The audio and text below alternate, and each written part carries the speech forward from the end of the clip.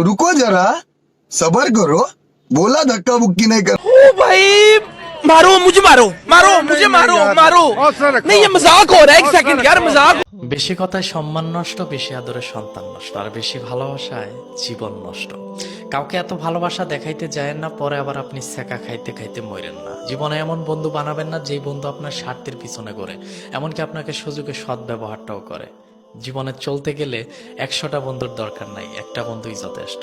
কথায় আছে, সৎসঙ্গে স্বর্গবাস, অসৎ সঙ্গে নরকবাস।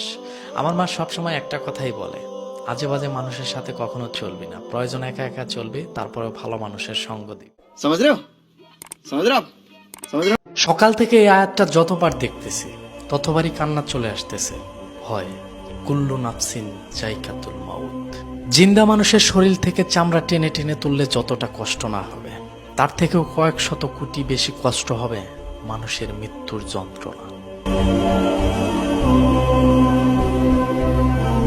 तो चलिए शुरू करते हैं। সকালবেলার ধনীরে তুই সন্ধ্যাবেলার ফকির, আজকে মরলে কালকে 2 দিন। আমি মানিক মে আগে কিভাবে দিনকাল পার করতাম। আমরা একটা সময় একবেলা খাইলে 2 বেলা খাইতে পারতাম না। আমার বাবা আগে তাঁতের কাজ করত, দিন আনতো দিন খাইতাম। খুব কষ্টে আমাদের জীবনকাল পার হইতো। তো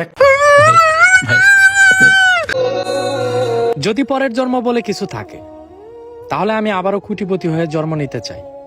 কারণ শুধু টাকার জন্য, আমার প্রিয় মানুষ না, আমার পরিবারের মানুষও আমাকে ভালোবাসে না।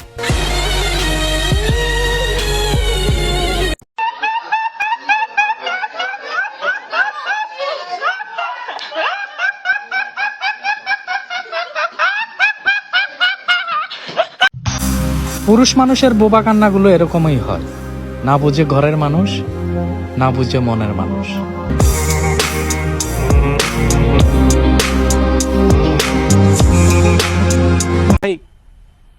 मजा आया, और मैं ये जो मजा है हिंदुस्तान के हर व्यक्ति। যদি তুমি কিছু হতে চাও, তাহলে টাকার মতো হও, যাতে তুমি পড়ে গেলেও মানুষ তোমাকে নিচু হয়ে ওঠায়।